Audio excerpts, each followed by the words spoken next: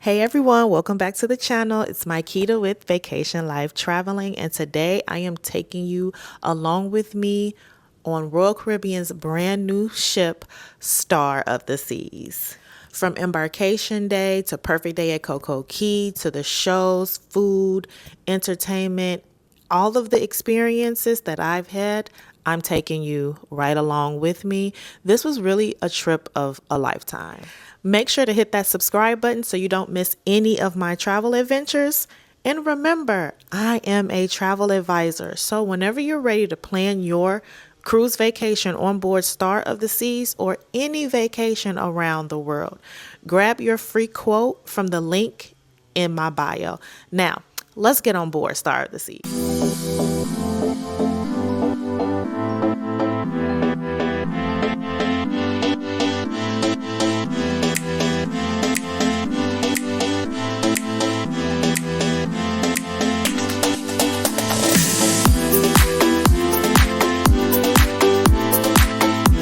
Actually my first time sailing out of Cape Canaveral, and to say I was really impressed. When we pulled up, our Uber driver said, you know, this is his place, so he is like really like selling us on it, and he's like, oh, you've never sailed out of here before?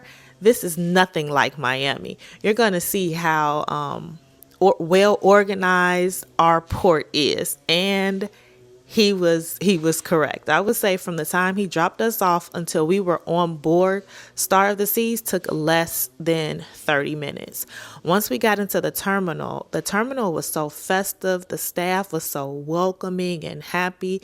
You can really tell they were so excited to welcome us aboard their brand new ship. Inside the terminal, they had a live Caribbean band playing, which really like set the mood. It set the perfect vibe to start our vacation. Let me tell y'all, walking onto Star of the Seas for the very first time, it completely took my breath away. Everything felt fresh, modern, and full of energy. The scale of the ship itself is unbelievable, and you instantly know you're in for a one-of-a-kind vacation as soon as you step on board.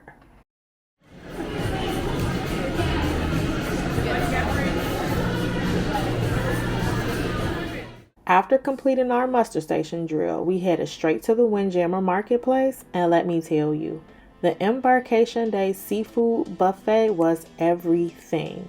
Lobster, shrimp, mussels, it was all there. And yes, it's only available on embarkation day, and yes, it is included. It was the perfect way to kick off our cruise. Now, let's get into my home away from home for this sailing. I was in balcony ocean view cabin room 7276. This room has so many cool features. The thermostat doubles as a lighting and mood control system, and you can even control the settings right from the Royal Caribbean app on your phone. There was plenty of storage space, and I loved that the room had both USB and USB-C charging stations, and of course that balcony view was everything. Click the link above to view the full room tour. After lunch, we got access to our rooms. I would say the rooms opened up about 1:30. We changed and then headed to the most talked about spot on board the ship. It may not be everyone's most talked about spot, but once I booked this cruise, this place was where I wanted to head to, and it is the Hideaway. This adults only area is like a beach club at sea. It has an infinity pool, private loungers, a DJ that's pumping music all day long, its own bar area. You can even have bar service delivered directly into the infinity pool. This is definitely one of my favorite hangouts aboard the ship. A little additional information, these day beds, those do come at an additional price. However, all other seating in this area is completely included. Another special part about this sailing was this was actually the naming ceremony for Star of the Seas. So this was actually Royal Caribbean's first time having guests on board the ship during a natural, or not natural, but during an official naming ceremony. Star of the Seas, I know you probably heard, originally Star of the Sea's godmother was Diana Ross, but due to some personal issues, she wasn't able to perform her duties as godmother. So Royal Caribbean hurried up and found another godmother, which is Kelly Girardi. She is a astronaut. She is the 90th woman ever to go into space. So who better to be the godmother of Star of the Seas?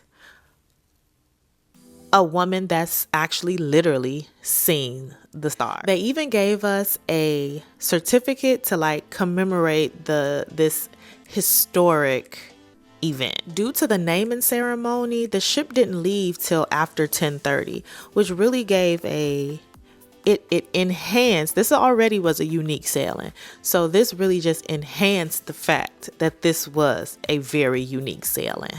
On our first night, we went to the Millennium Mania dance party, and this was about, I would say, about an hour. It was extremely interesting. It was about what if it took us back to Y2K. If you remember this, during Y2K, it was this thing whereas it was believed that all of the machines, all of the computers, everything was going to shut down the moment we entered the year 2000. So it went over all of the 90s and 2000 music, and it built us all the way up until midnight. At midnight, that's when they did the balloon. All right, everybody, let's count these down and kick this cruise off the way. Here we go. 10, 9, 8, 7, 6, 5, 4, 3, 2, 1.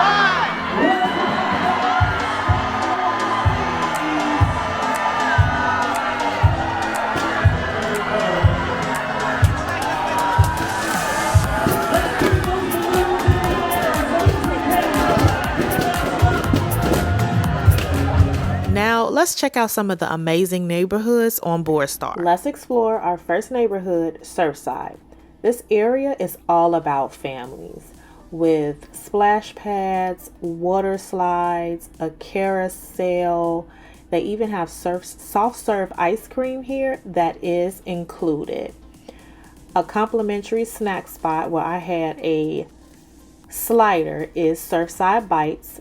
So I had a slider as well as shrimp cocktail. Also stopped by the Lemon Post for one of their signature pouch drinks. I tried the non-alcoholic one and it was so refreshing. Thank you.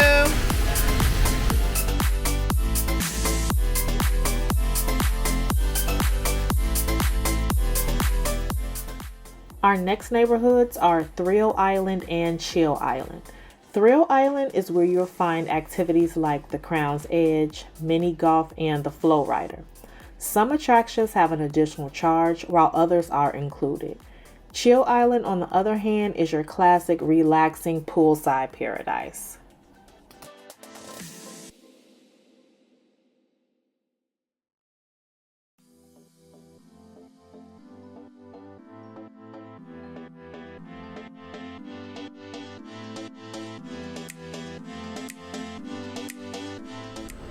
The next neighborhood that we are viewing is Central Park, a personal favorite of mine. It is a beautiful open air space filled with real plants, live music, and upscale restaurants. Some of these restaurants are included and some specialty dining options are at an additional cost, but the atmosphere alone is worth a stroll.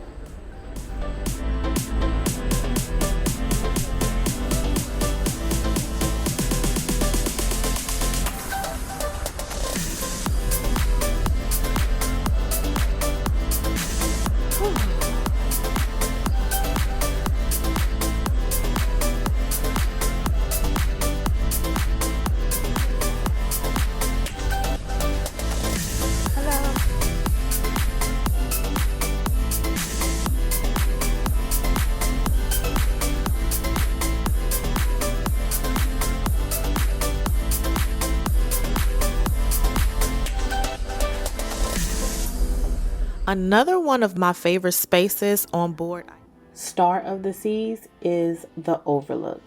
This lounge area has pod style seating with incredible views. Perfect for hanging out day or night. It's both cozy and futuristic. Definitely a must visit spot.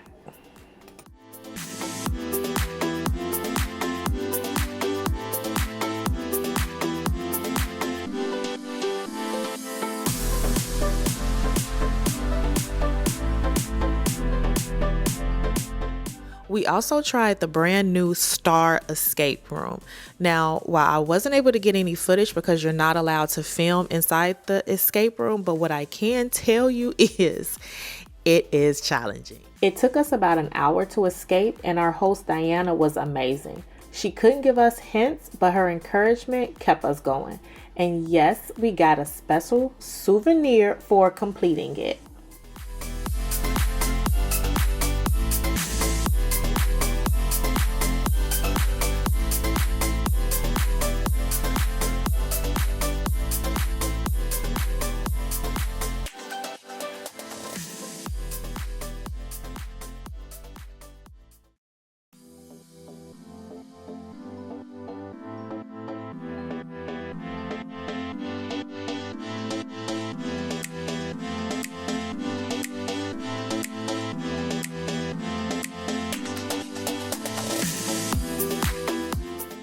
Our first and only port stop was Perfect Day at Coco Cay. Now, let me give you a little, I don't know if you want to call this a pro tip, but let's call it a pro tip. In the Bahamas, the way you pronounce key, they spell it C-A-Y. So, I know you heard me say Perfect Day at Coco Cay quite a few times, but in the Bahamas, it's Perfect Day at Coco Cay, and that island is located inside the Bahamas. So now let's get back into it. Once we got to Perfect Day at Coco Cay, we were surprised to see none other than Miss Icon of the Seas herself. So we had the two twin sisters side by side at Perfect Day. We headed straight for the South Beach area, which had tiki bar, tiki huts, and if you've never been to Perfect Day at Coco Cay before, beach chairs, umbrella, all of that is included. One thing that I did not know about this area, even though I have been to Perfect Day at Coco Cay before, I've never been to the South Beach area.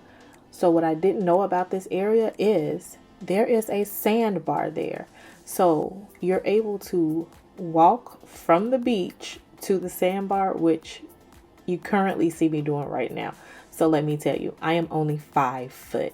So trying to navigate walking to this sandbar on my tippy toes with the camera in my hand, I just knew I was going to just get a mouthful of salt water. But the tide was low, so the water never reached, I would say it came like maybe chin level.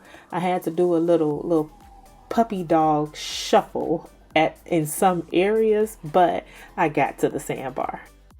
We stayed out about 2 hours, then took the tram back to the ship. We actually had to take 2 different trams, and yes, they're free. Departure was at 4:30 for Star, and Icon left at about 5, and both ships sailed side by side. Such a cool sight to see.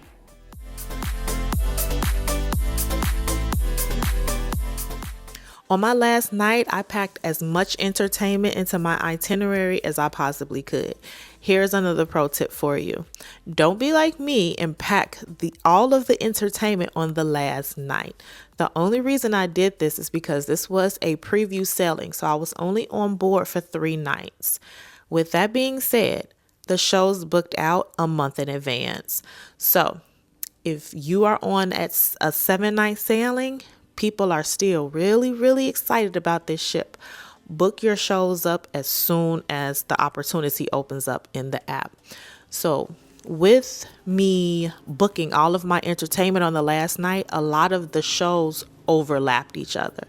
So for Back to the Future, I wasn't able to see the full thing. I wasn't able to see all of it from Seoul, but I was able to experience all of Torque. I enjoyed each and every show, but here is my experience and what I did. The first show of the evening was Back to the Future, the musical. No filming was allowed. I was able to get some snippets off of Royal Caribbean social media, but this show was phenomenal. It was written and overseen by Bob Gale, one of the original writers of the movie. The production used cutting-edge technology, including stage effects and LED backdrops that made time travel come alive on stage. Definitely one of the highlights of this sailing. The next show I went to was Soul. This was a visually stunning Cirque-style show with breathtaking acrobatics, beautiful costumes, and amazing live music. A true feast for the senses. Next up on the list was Torque, which was in the Aquadome. And if you don't know anything about the Aquadome, it has a self-rising floor, so it goes from a stage to a deep diving pool. This is one of the experiences that I was so excited for because Torque is unlike anything you have seen at sea. It's a high energy dance and stunt show with incredible performances and jaw-dropping choreography. The vibe was electric. I was so excited for this. Not to pull shade on Back to the Future, the musical, which was amazing. Soul was amazing as well. I just never seen anything like this at sea. Royal Caribbean is taking the crown when it comes to shows because there is no one else out there is doing anything like this. This was mind-blowing and amazing for me. I mean, you see the video footage. Do you see what's happening on a cruise ship? That's what makes it unbelievable.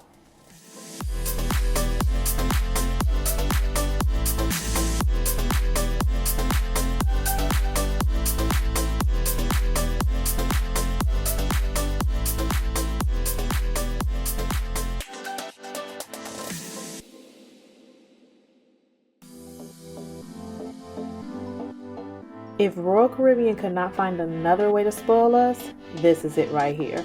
They gave us every night of the sailing some special little gift in our stateroom, and then we got to meet our chief dog officer, Sailor. Another one of my favorites, let's talk about food. With this being a preview sailing, once again, I was only there for 3 nights, so I did not get to eat in the main dining room at all. I didn't even see it. I know that is so horrible. But I did eat breakfast, lunch, and dinner in the Windjammer marketplace. Now, another pro tip, on embarkation day, which is the first day as soon as you get on the ship, there is a seafood buffet that includes lobster. Yes, all you can eat lobster. So make sure you get there on that first day. Another experience I had in the Windjammer is one of the chefs. Her name was Jody, Jodi. Girl, thank you for this. She came and she said to us while we were eating lunch, "Hey, are you all coming to dinner tonight?" And we were like, "Nah, we're planning on going to the main dining. This is our last night. We haven't been there." She said, "Nope, come here. I'm making Caribbean food. I'm making some authentic Jamaican food." So I looked at her name tag. Yes, she's from Jamaica. So I said, "Jody, who's cooking?" She said, "I am." I said, "Okay, Jody, we're going to be there." Thank you for that tip. She had jerk chicken, rice and beans, oxtails, and it was chef's kiss. One more spot is this right here, the crepe making station. Now, this is over in the Aquadome Marketplace, and it's open all day, I think, until 11 p.m. They make the crepes fresh. They have multiple different, they have multiple different selections that you can choose from, but freshly made. Once again, another chef's kiss. Royal Caribbean, you are a genius for this one. During the sailing, I also had a burger from Base Camp, and I had like a little slider and a shrimp cocktail from Surfside Bites. Plus, I ordered room service. I think one night it came. Now, with room service, here's a little pro tip. The food is free. However, they do charge a convenience fee or a delivery fee plus 18% gratuity. So just keep that in mind. Aboard Star of the Seas, there is like an abundance of different areas where you can find food that's included. I really didn't get to any specialty restaurants while I was on board because once again, this was just a preview sailing and I was trying to get into as many places as I can and experience as many things that I could on board this very short sail. So overall, what did I think of Star of the Seas? I absolutely loved it.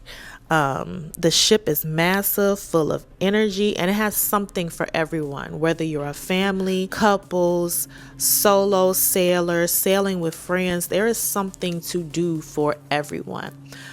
One comment that I did get was, or a question, not really a comment, how does it feel being aboard a ship that massive, that holds that many people? So what I can say from my experience is, aboard Star of the Seas, with the ship being predominantly sold out, basically,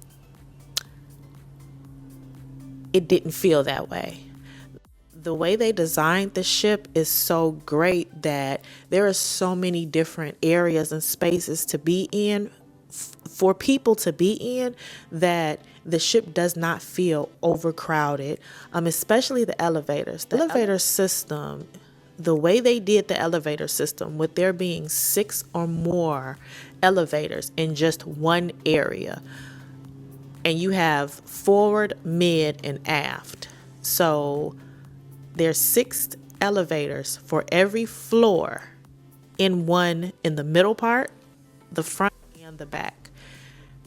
With that, you can only select your floor from the outside of the elevator. The elevator is then going to show you which elevator to get on. And then from there, it takes you to your floor. So you're not able to select what floor you want while inside the elevator at all.